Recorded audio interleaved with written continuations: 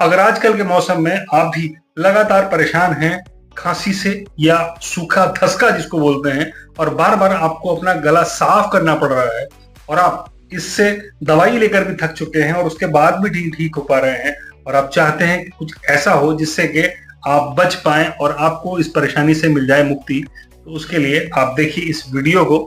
आपने अगर मेरे चैनल को सब्सक्राइब नहीं किया है तो सब्सक्राइब करके बेल आइकन का बटन दबा दें ताकि इससे जुड़ी हुई वीडियो को नोटिफिकेशन सबसे पहले आप तक पहुंचे। जुड़ा रही मेरे चैनल से। Take care, good bye, see you soon.